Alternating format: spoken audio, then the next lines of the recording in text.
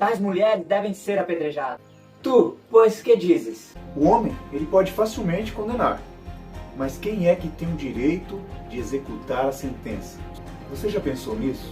Que você, assim como todo mundo, é culpado perante Deus? Já pensou? Aquele que dentre vós está sem pecado, que atire a primeira pedra contra ela. Quem poderia dizer de si mesmo sem pecado? Você pode dizer que está sem pecado diante de Deus? Se não pode, então morte é a sua sentença.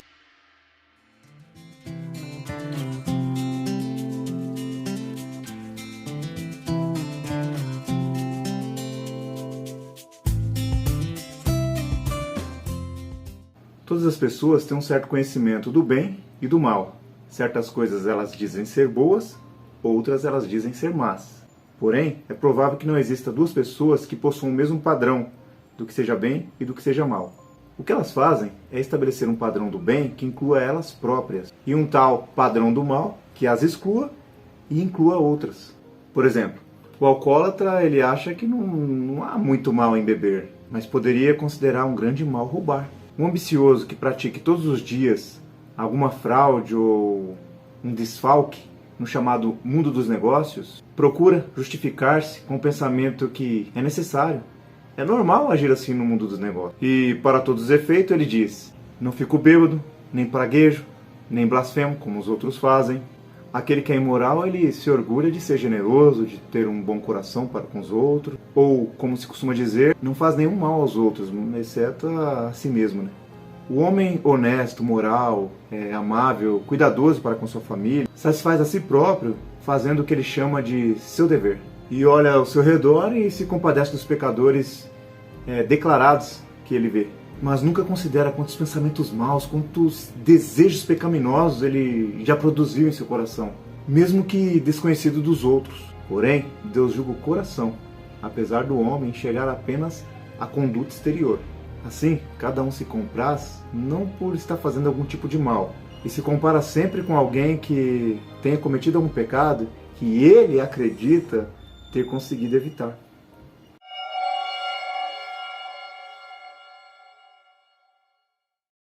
Tudo isso prova que os homens eles não julgam a si próprios segundo um padrão único do que seja bem e do que seja mal, mas tão somente adotam como sendo bem aquilo que mais lhe agrada e condenam os outros. Mas há um padrão no qual tudo será comparado e de acordo com o qual tudo será julgado. Um padrão de justiça. E tudo que não corresponder a ele será condenado eternamente. Esse padrão não é nada menos que a justiça de Deus. Quando alguém começa a descobrir que não é comparando a si próprio com os outros que ele será julgado, mas pela comparação com o próprio Deus, então sua consciência começa a ser despertada para pensar a respeito do pecado como quem está diante de Deus. Aí sim ele se reconhecerá culpado e arruinado. E não tentará justificar a si mesmo apontando para alguém que seja pior, mas ficará ansioso por saber se é possível que Deus, diante de quem ele sabe estar condenado, poderá desculpá-lo ou perdoá-lo.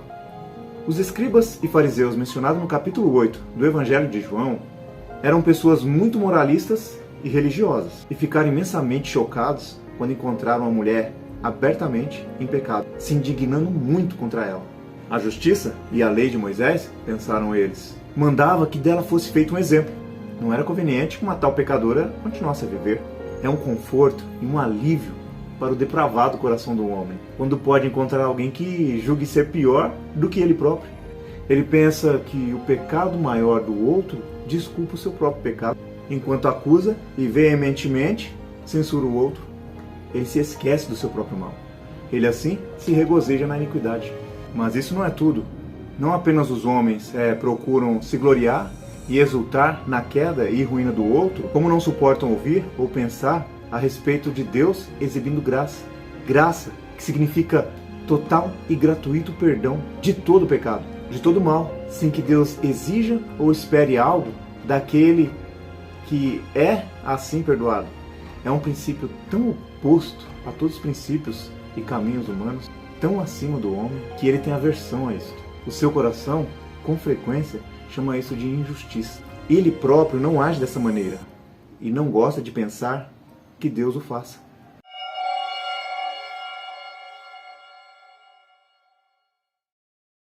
É muito humilhante sermos obrigados a aceitar que dependemos inteiramente da graça para a salvação e que nada que tenhamos feito ou que possamos fazer no futuro nos fará indivíduos justos e aptos para a graça. Mas a nossa miséria, pecado e ruína são as únicas coisas que dispomos para obter graça. Os escribas e fariseus não podiam entender isso e, não querendo reconhecer que eles próprios eram pecadores, desejaram colocar Jesus numa situação embaraçosa. Assim, se ele absolvesse a mulher, diriam que ele era injusto. Mas, se a condenassem, iam dizer que ele não era misericordioso. Tais mulheres devem ser apedrejadas. Diziam eles. Tu, pois, que dizes? Na verdade, a sentença era justa. A prova da culpa da mulher era inquestionável e a lei era clara. Mas quem iria executar a sentença? O homem, ele pode facilmente condenar. Mas quem é que tem o direito de executar a sentença? Aquele que dentre vós está sem pecado, que atire a primeira pedra contra ela. Quem poderia dizer de si mesmo sem pecado? Que estranha situação, né? A acusada e seus acusadores, da mesma forma envolvidos na mesma ruína. E se nenhum podia dizer, estou sem pecado, então não havia nenhum deles que não estivesse sobre a mesma sentença da mulher, que é a morte. Pois o salário do pecado é a morte. Todos culpados. Não mais a tal deveria ser apedrejada, mas todos deveriam ser apedrejados. Do mais velho ao mais jovem. Todos pecadores convictos. Você já pensou nisso? Que você, assim como todo mundo, é culpado perante Deus? Já pensou? Não interessa a quantidade de pecado que você possui na medida do padrão dos homens. Você pode dizer que está sem pecado diante de Deus? Se não pode, então morte é a sua sentença. A alma que pecar, essa morrerá. E nessa triste condição, me diz, o que você tem feito? Talvez o mesmo que os escribas e fariseus fizeram, quando foram convencidos por suas próprias consciências. Saíram da presença do único que pode pronunciar o perdão. Adão, no Jardim do Éden, havia feito o mesmo antes. Ele se escondeu de Deus quando reconheceu que ele era culpado. E se afastou do seu único amigo justamente quando mais precisava da sua ajuda. O homem, ele tem medo do único que está pronto para perdoá-lo. Você pode ser capaz de persuadir a si próprio de que não é tão mal assim. Você pode encontrar outros abertamente piores que você, mas não é você, apesar de tudo, pecador? E qual é a opinião de Deus a seu respeito? Acaso sua consciência não lhe disse que você não pode considerar-se completamente sem pecado? Bem, então a morte é a sentença para você. Deus não pode mentir. É a sentença que Ele lhe dá. E se tivéssemos ouvido apenas que Deus é justo, então não haveria esperança. Mas Ele é um Deus justo e salvador. Ele condenou e Ele tem também o poder para executar. A única questão que permanece é, pode Ele perdoar?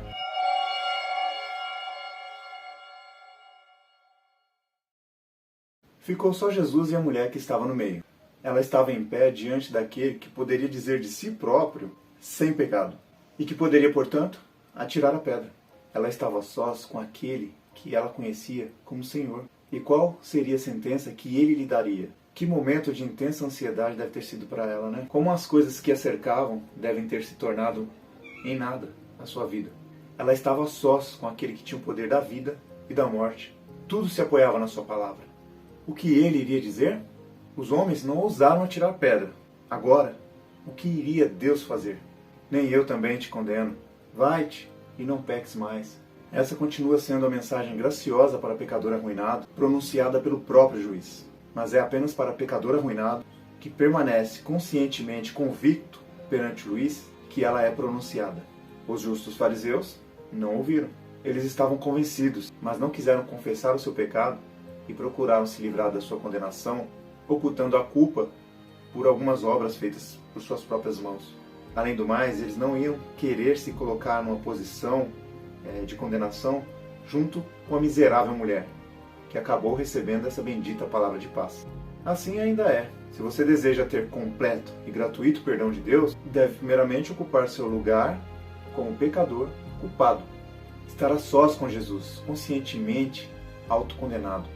Não ter mais ninguém para confiar, não ter mais ninguém para comparar consigo mesmo.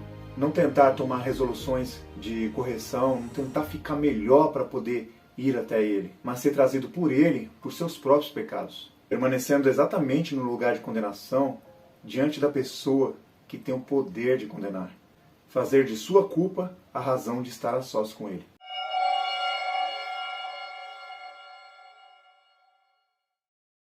O Senhor não deu a ela um perdão condicional. Ele não disse, nem tampouco te condenarei, se não pecares. Não, ele deu, primeiramente, o seu completo e total perdão, pois ele sabia que iria torná-la capaz de evitar o pecado no futuro. Se você deseja ter poder sobre seus pecados, deve antes saber que estão todos perdoados por Deus, por meio de Cristo. Mas se você tentar dominar o seu mal antes de conhecer o perdão de Deus, não obterá nenhuma coisa e nem outra. Por meio da fé em Jesus, você deve ser justificado gratuitamente de todas as coisas, antes mesmo de sequer melhorar a si mesmo aos olhos de Deus. Porém, alguns dos que realmente creem no Senhor Jesus Cristo não veem isso claramente e estão procurando ter paz por meio de santidade de vida e por outros frutos do Espírito, ao invés de antes reconhecer a si próprio como pecadores arruinados, completa e gratuitamente perdoados, para então deixarem que suas vidas e condutas sejam guiadas deste conhecimento pelo perdão do amor de Deus, que o conhecimento da sua misericórdia deve necessariamente criar. Tudo começa com o nem eu também te condeno.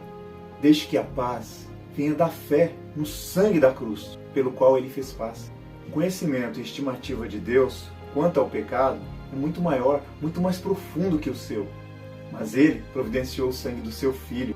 Ele afirma que aquele sangue limpa todo o pecado. Quanto mais vejo e reconheço o meu próprio pecado, mais valor eu dou àquele precioso sangue que ele derramou na cruz.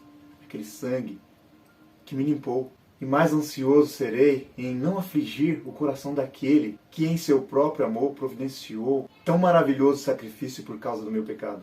Portanto, quanto mais profundamente eu reconhecer a minha própria culpa, mais segura se tornará a minha paz. Pois maior será o valor que eu darei ao sangue por meio do qual foi feita a paz. Que você possa ter paz e o gozo de ter todos os seus pecados perdoados por meio da fé no Senhor Jesus. E a consequente vitória sobre o poder de todos aqueles pecados pelos quais você tem estado cativo.